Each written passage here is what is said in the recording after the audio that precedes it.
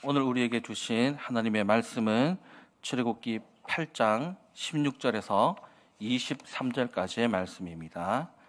출애굽기 8장 16절에서 23절까지의 말씀입니다.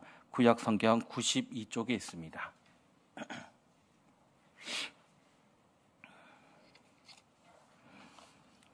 출애굽기 8장 16절에서 23절까지의 말씀입니다. 제가 먼저 교독하도록 하겠습니다. 여호와께서 모세에게 이르시되 아론에게 명령하기를 네 지팡이를 들어 땅의 티끌을 치라 하라. 그것이 애굽 온 땅에서 이가 되리라.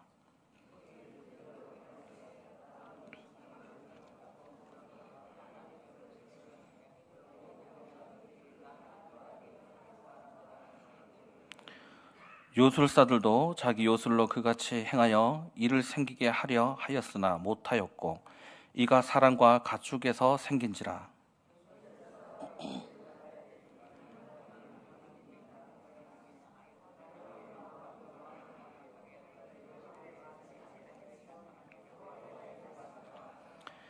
여호와께서 모세에게 이르시되 아침에 일찍이 일어나 바로 앞에 서라.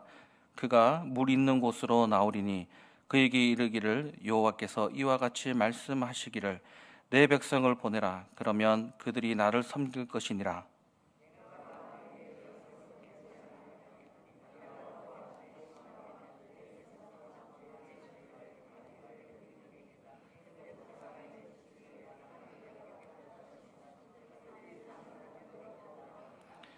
그날에 나는 내 백성이 거주하는 고센 땅을 구별하여 그곳에는 파리가 없게 하리니 이로 말미암아 이 땅에서 내가 여호와인 줄 내가 알게 될 것이라. 내가 내 백성과 내 백성 사이를 구별하리니 내일 이 표징이 있으리라 하셨다 하라 하시고. 아멘. 인사하시겠습니다. 잘 오셨습니다. 은혜 받읍시다. 네, 우리는 신앙생활을 하다 보면 가끔씩 하는 질문입니다.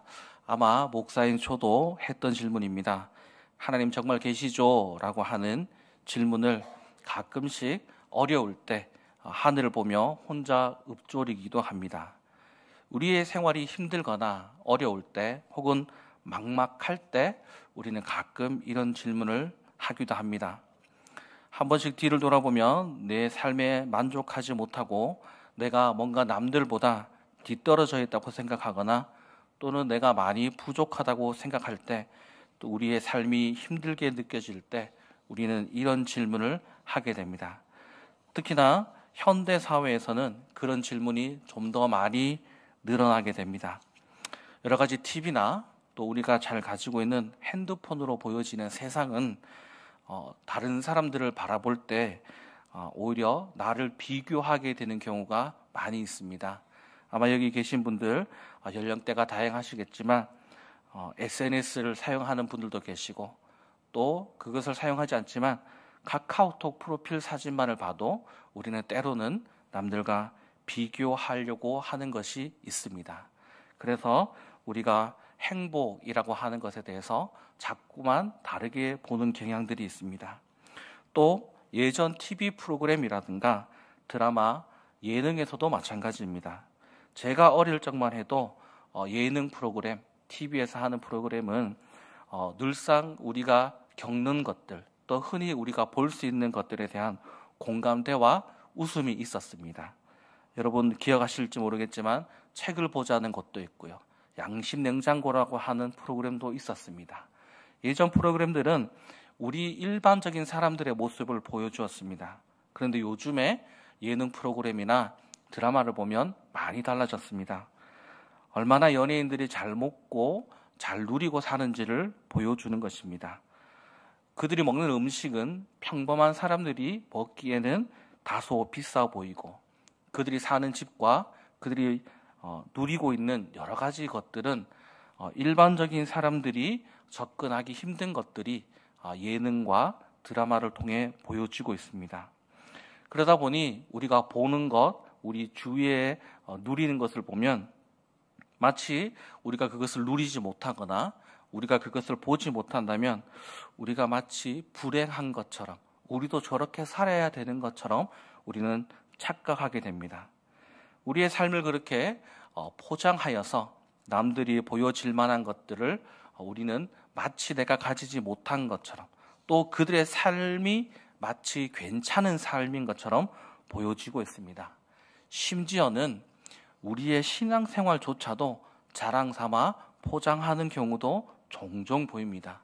내가 이런 은혜를 받았고, 내가 저런 은혜를 받았고, 또 내가 이것을 했고 저것을 하지 못하였고 라는 것으로 이 신앙조차도 누군가에게 자랑이 되고 포장이 되는 경우가 많이 있습니다. 그러다 보니 우리는 자꾸 쉽게 남들과 비교할 수 있습니다. 예전에 휴대폰이 없고 또 TV 프로그램이 이렇게 다양하지 않은 시절, 불과 20년, 30년 전에 우리는 어땠습니까? 우리는 같은 동네에 비슷비슷한 사람들끼리 고통도 비슷했고 기쁨도 비슷했습니다. 그래서 누군가 비교하기보다는 오히려 그들이 가지고 있던 아픔, 내 주위에 가지고 있던 아픔과 슬픔과 기쁨이 비슷했던 시절이 있었습니다. 그런데 이제는 불행이라고 하는 것과 행복이라고 하는 것을 마치 세상이 누리고 있고 세상이 모두 가지고 있는 것을 가져야지만 행복이라고 생각하는 시대가 되어버렸습니다. 그래서 이 행복이라는 것이, 이런 시선이 교회까지 들어와서 영향을 미치게 됩니다.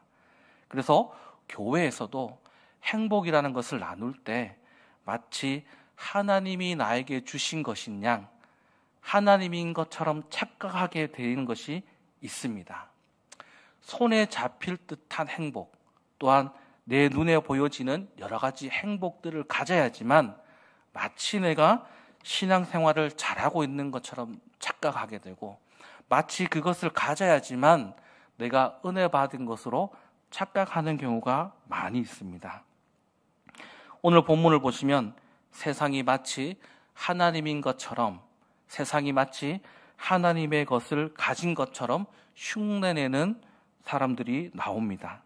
오늘 본문은 잘 알다시피 모세가 지팡이를 들고 땅에 있는 티끌을 쳤을 때 바로 그 티끌이 이로 변했습니다. 마치 하나님인 것처럼 흉내내던 요술사가 있었습니다.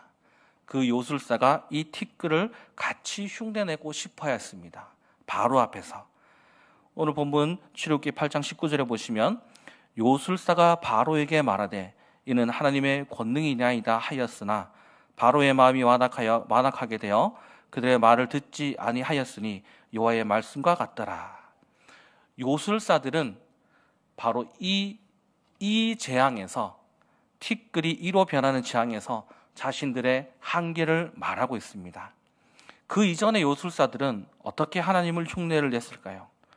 모세가 바로 앞에서 지팡이를 던졌을 때, 뱀으로 변했을 때 요술사도 이와 같이 똑같이 흉내를 내었습니다.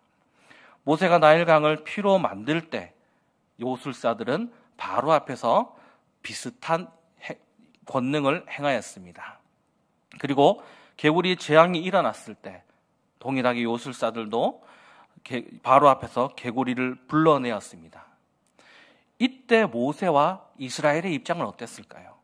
모세는 분명히 하나님이 명령하신 대로 행하였고 하나님의 권능을 보였는데, 바로의 요술사, 바로 밑에 있는 요술사가 하나님의 권능을 흉내내면서 따라했습니다. 아마 모세는 절망했을 수도 있고 실망했을 수도 있고 무기력했을 수도 있습니다. 열심히 하나님의 것을 보였는데 바로 밑에 명령을 받고 있는 요술사들이 하나님을 따라해버리는 것입니다.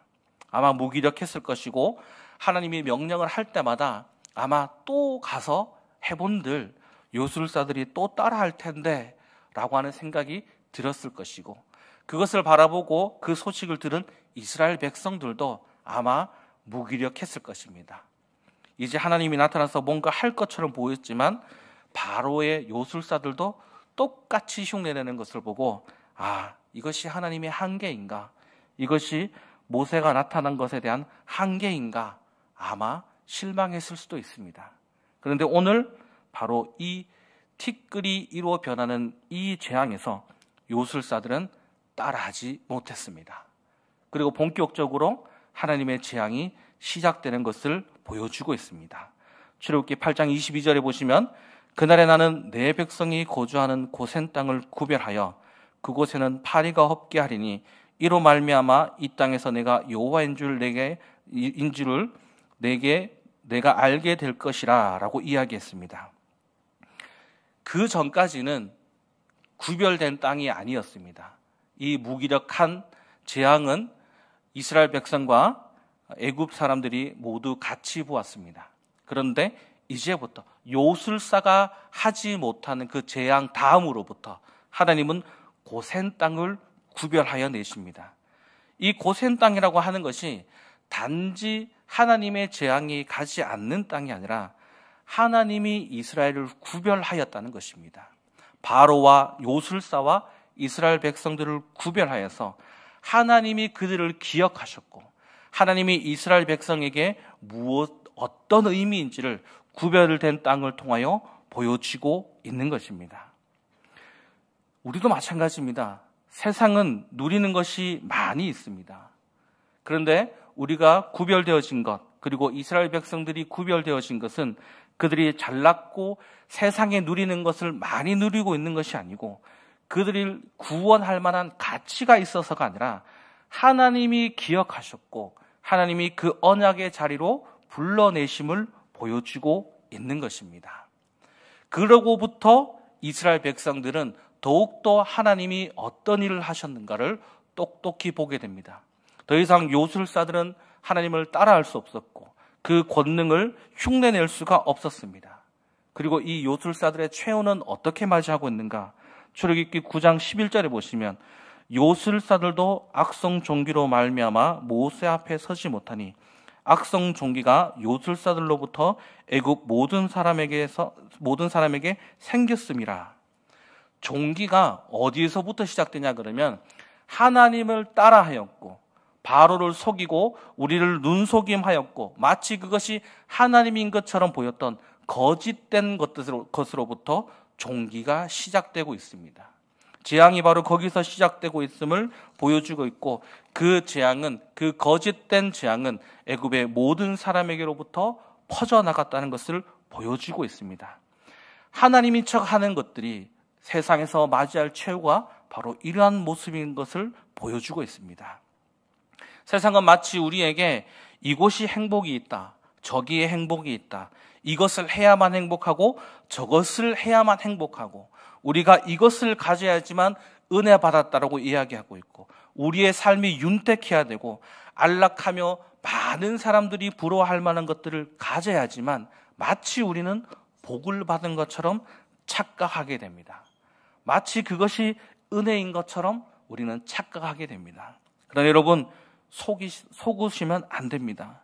세상은 마치 그것이 하나님이 주신 축복인 것처럼 복인 것처럼 세상의 세속적인 기준으로 자꾸 우리를 바라보게 만듭니다. 그러니 자꾸 우리는 어느 수준으로 올라가야지만 어느 정도 올라가야지만 우리는 평가받고 그 평가받은 점수를 가지고 이만하면 괜찮은 삶이었다, 이만하면 누릴 것이고 이만하면 하나님께 은혜 받은 것이 아닌가라고 하는 것을 이야기하고 있습니다. 그래서 우리는 고통과 고난을 가지고 있을 때 때로는 우리가 마치 하나님께 버림받은 것처럼 생각할 수 있습니다. 마치 그것이 하나님이 우리를 떠난 것처럼 생각하고 있습니다. 그래서 우리는 고난 중에, 고통 중에 우리는 이렇게 질문합니다. 하나님 계시지요? 하나님 어디 계시나요? 라고 하고 있습니다. 정말 하나님은 어디 계셨을까요? 이스라엘 백성들이 고통받을 때 하나님은 어디에 계셨을까요? 그런데 우리 성경에서 말하고 있기를 하나님은 이스라엘 백성들이 고통받고 있기 이전부터 하나님은 일하고 계심을 보여주고 있습니다. 출애굽기 1장 17절에서 21절에 보시면 그러나 산파들이 하나님을 두려워하여 애굽 왕의 명령을 어기고 남자 아기들을 살린지라. 애굽 왕이 산파를 불러 그들에게 이르되 너희가 어찌하여 이같이 남자 아기들을 살렸느냐? 산파가 바로에게 대답하되 히브리 여인은 애굽 여인 같지 아니하고 건장하여 산파가 그들에게 이르기 전에 해산하였더이다 하매 하나님이 그 산파들에게 은혜를 베푸시니 그 백성은 번성하고 매우 강한지라.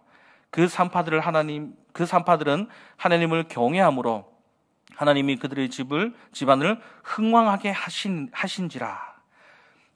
지금 이스라엘 백성들은 자신들이 고통 가운데 있고 하나님이 없는 것처럼 보이고 모세가 나타나기도 이전에 이미 하나님은 산파들에게 은혜를 주시어 산파들에게 하나님이 어떤 분이신지를 알게 하셨습니다. 그리고 그 산파들을 통하여 고통 중에 있는 이스라엘 백성이지만 그 백성을 번성하고 강하게 만드셨다는 것을 보여주고 있는 것입니다. 고통 가운데 있고 마치 하나님이 우리의 기도를 듣지 않는 것처럼, 어쩌면 많은 학자들의 말에 의하면 이 이스라엘 백성들은 하나님에 대해서 옛날 이야기처럼 생각할 수도 있었다고 합니다. 그저 하나님에 대한 이름은 들었지만 그 하나님이 누구인지도 모르고 있는 그 순간에도 하나님은 일하고 계시고 있습니다. 그리고 이 울부짖는 소리를 들으셨던 장면도 있습니다. 출애굽기 2장 23절에서 25절을 보시면 여러 해 후에 애굽 왕은 죽었고 이스라엘 자손은 고된 노동으로 말미암아 탄식하며 부르짖으니 그 고된 노동으로 말미암아 부르짖는 소리가 하나님께 상달된지라. 하나님이 그들의 고통 소리를 들으시고 하나님이 아브라함과 이삭과 야곱에게 세운 그 언약을 기억하사 하나님이 이스라엘 자손을 돌보셨고 하나님이 그들을 기억하셨더라. 아멘입니다. 이스라엘 백성들은 잊고 있었습니다. 이스라엘 백성들은 그 고통 가운데 우리가 어찌해야 되는지 울부짖고 있었습니다. 여기서 울부짖는 것이 하나님 앞에 기도했다기보다는 한탄하며 자신들의 인생을 저주하고 있었던 것입니다. 그런데 하나님이 그 울부짖음을 듣고 계셨습니다. 우리가 힘겹고 어려울 때 마치 우리에게 아무것도 없는 것처럼 보이고 하나님이 침묵하시는 것처럼 보이지만 하나님은 우리가 보이지 않는 곳에서 일하고 계십니다. 그리고 우리의 울부짖음을 모른 척하고 있는 것이 아니라 하나님은 그 울부짖음을 통하여 하나님의 언약을 기억하셨습니다. 어떤 언약입니까? 하나님이 먼저 세우신 언약입니다. 아브라함을 통해 그 자손들에 대한 언약을 세우셨고 하나님이 그 언약을 잊지 않으시고 기억하시며 그들을 위해서 일하고 계시고 모세를 준비하고 있음을 보여주고 있는 것입니다. 우리는 때로 우리의 인간의 한계로 인하여 마치 하나님이 우리를 떠난 것처럼 보이고 하나님이 도대체 어디 있는 건가, 하나님은 정말 일하고 계신가 우리는 의심할 수밖에 없습니다. 더디어 오는 것처럼 보입니다. 그런 하나님은 하나님의 때와 하나님의 방식으로 분명하고 확실하게 당신의 일하심을 보이고 있습니다. 하나님은 왜 요술사들이 따라하는 것을 한 번, 두 번 지켜보고 계셨을까? 우리는 궁금할 것입니다. 그저 처음부터 요술사들이 따라하지 못하는 것을 보여주면 될 것인데, 하지만 고센 땅으로 구별하기 전과 고센 땅으로 구별해놓은 것은 바로 출애굽기 8장 23절에 보시면 내가 내 백성과 내 백성 사이를 구별하리니 내일 이 표징이 있으리라 하라 하시고, 이 표징을 통하여 이스라엘 백성들에게 확실하게 보여주고 있는 것입니다. 더디어 오고 있지만 구별된 땅에서 하나님이 어떤 분이신가 확실하게 보여주고 있습니다. 요술사들을 비교하면서 이 요술사들의 죄가 어떻게 맞이하고 있는지, 마치 하나님인 것처럼 흉내내며 너희를 유혹하고 있는 것들이 어떻게 무너지고 있는지를 확실하게 보여주고 있는 것입니다. 요술사와 하나님의 권능이 어떻게 다른지 보여주고 있는 것입니다. 바로와 이스라엘 백성들이 똑같이 재앙을 보았지만 바로의 반응은 어땠습니까? 매번 재앙이 있을 때마다 반복적으로 나오는 바로의 현상이 있습니다. 출애굽기 8장 19절에 보시면 바로의 마음이 완악하게 되어 그들의 말을 듣지 아니하므로 여호와의 말씀과 같더라. 똑같은 재앙을 보았습니다. 그러나 바로는 완악한 마음으로 하나님을 바라보지 못합니다. 여기서 하나님이 바로의 마음을 완악하게 만들었다라고 하는 것이 마치 하나님이 어떤 일을 해서 바로의 마음을 조종한 것처럼 보이지만 그것이 아니라 여기서 표현하고 있는 완악함은 하나님이 그냥 내버려 두었다는 것입니다. 내버려 두었다는 것은 뭘까요? 인간의 죄성으로는 하나님을 볼 수 없습니다. 하나님을 이해할 수 없습니다. 오직 하나님의 은혜로 말미암아 우리가 하나님을 바라볼 수 있는 것인데 그 은혜가 바로에게는 없었던 것이죠. 똑같은 재앙을 보고 똑같은 고난 가운데 있지만 우리는 구별되어진 것으로 하나님이 그 구별시킴으로 하나님의 능력과 권능을 바라보게 해서 하나님이 어떤 분인가를 보게 하여 하나님의 명령을 따를 수 있는 자로 만들어 가시는 중이고 이 세상과 요술사는 그냥 내버려 두는 것입니다. 절대로 하나님을 바라볼 수가 없도록 한 것입니다. 똑같은 재앙이지만 오늘 본문 8장 22절처럼 이로 말미암아 이 땅에서 내가 여호와인 줄을 내가 알게 될 것이니라 라고 이야기하고 있습니다. 우리의 고통과 우리의 어려움 가운데 마치 그대로 방치된 것처럼 보이지만 하나님의 시간과 하나님의 방식으로 우리가 하나님을 볼 수 있는 가장 좋은 그 시기와 그때에 하나님은 자신을 드러내시고 세상이 따라올 수 없는 권능을 보임으로써 우리가 우리 인생의 고통과 고난 가운데 하나님이 어떤 분인가를 보게 만드는 것입니다. 세상은 지금 당장 우리 눈에 보이는 것, 지금 당장 내가 손을 뻗어서 내가 가지고 있는 물질들로 무언가 이루어낼 수 있을 만한 것들을 이야기합니다. 그리고 그것을 가지고 행복하게 만들므로써 세상이 바라보기에 행복한 것들로 우리를 가득 채우고 이것이 은혜라고 말하고 있습니다. 남들이 가질 만한 것들을 다 가지게 만들므로 우리의 인생이 윤택하게 갈 때 마치 이것이 하나님의 복인 것처럼 포장합니다. 물론 하나님이 우리에게 은혜를 주셔서 우리의 삶을 윤택하게도 하십니다. 우리의 필요를 채우기도 하시고 우리의 먹고 마시는 것을 다 주시고 우리가 요구할 때 기도에 응답을 하십니다. 문제는 그것만이 은혜인 것처럼 이야기하고 있는 것이죠. 그것을 가지지 않으면 은혜가 아닌 것처럼 이야기합니다. 남들에게 자랑할 것들을 가지고 우리는 신앙의 어떤 것들을 만들어 가려고 합니다. 그러나 우리는 하나님의 눈으로 우리 인생을 바라볼 때 하나님의 때와 하나님의 권능을 나타내실 때 때로는 우리를 무기력하게 만들기도 하시고 때로는 고통 가운데 울부짖게 만들기도 하시고 때로는 우리가 아무것도 가진 것이 없어 허탈해하는 경우도 만들 때가 있는 것입니다. 여러분, 진짜 은혜는 무엇일까요?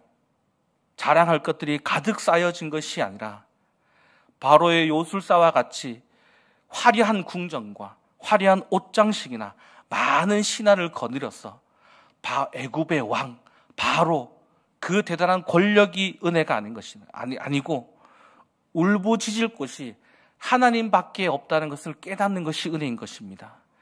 나의 문제를 붙잡고 여기저기 돌아다녀 봤지만 갈 곳이 여기밖에 없고 세상이 볼 때 남루한 인생처럼 보이지만 기댈 곳이 없어 하나님의 이름에 기뻐하며 예수님의 이름에 기댈 수 있는 것이 바로 은혜라고 하는 것입니다. 우리가 아무것도 할 수 없어 그저 하나님을 아버지라 부르는 바로 이 자리가 은혜의 자리고 바로 이 자리가 하나님의 일하심을 바라볼 수 있는 구별된 고센 땅이라고 하는 것입니다. 우리는 어려울 때 어디로 가고 있습니까? 하나님의 역사함을 바라고 있습니다. 하나님의 역사함이 어디에 있는가? 세상이 우리에게 제시하고 있고 TV를 통해 보여주고 있고 카카오톡의 프로필 사진을 보며 부러워할 것들, SNS를 통하여서 우리가 가지고 싶어하는 것을 욕망하고 갈망하는 것이 아니라 바로 아무것도 할 수 없는 그저 고센 땅에서 하나님이 일하심을 바라볼 수밖에 없고 또한 나의 고통을 가지고 울부짖을 것이 세상이 아니라 바로 이 자리, 이 교회에서 하나님의 역사심을 바라볼 수 있고 말씀을 통해서 하나님이 이야기하는 것을 가지고 소망을 가질 수 있는 바로 이 자리가 은혜의 자리라고 하는 것입니다. 드디어 옵니다. 천천히 옵니다. 그리고 앞을 바라볼 수 없습니다. 그러나 우리에게 끊임없이 하나님이 이야기하고 있습니다. 나는 오늘도 일하고 있다라고. 나는 오늘도 너희의 기도에 응답하고 있다고. 나는 오늘도 너희의 아픔을 알고 있다라고 이야기하고 있습니다. 그러니 우리는 쓰러지고 절망할 것이 아니라 도리어 절망에 떨어졌 그 자리가 바로 하나님이 일하심을 볼 수 있는 자리라고 하는 것입니다. 그러니 오늘도 우리는 화려한 것이 없고 대단한 것이 없고 내세울 것이 없지만 우리는 작은 소리로 하나님 어디 계십니까? 라고 읊조리기보다 하나님 오늘도 은혜 가운데 있습니다 라고 읊조릴 수가 있는 것입니다. 여러분, 우리의 인생은, 성도의 인생은 바로 이와 같은 것입니다. 세상적으로 바라보자면 애굽의 바로와 요술사들이 더 화려했습니다. 이스라엘 백성들은 노예의 삶이었습니다.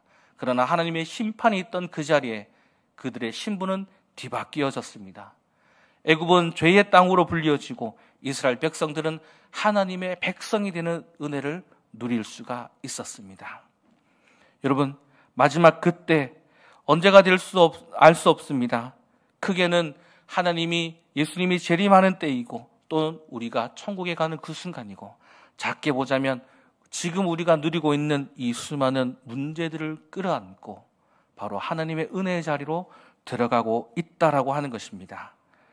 우리의 좁은 시선과 우리의 부족한 은혜를 내려놓고 하나님이 주시는 것으로, 하나님이 우리에게 부어주시는 것들로 우리의 시선이 갈 때에 우리의 고달픈 인생의 발걸음은 도리어 그 삐그덕거리고 비록 아프고 소리가 나는 발걸음일지라도 한 걸음씩 한 걸음씩 하나님을 향해 방향이 설정되어져 있다면 그 고통스러운 발걸음도 언젠가 하나님이 우리에게 말씀하시기를 장하다 그리고 수고하였다 라는 말씀으로 우리에게 심판의 자리에 애굽의 땅이 아니라 하나님 백성으로서의 은혜를 우리에게 말씀하고 계실 것입니다. 그러한 은혜를 누리며 오늘 하루를 살아가시며 내일을 또한 살아가게 되는 귀한 여러분이 되시기를 소원합니다. 기도하겠습니다.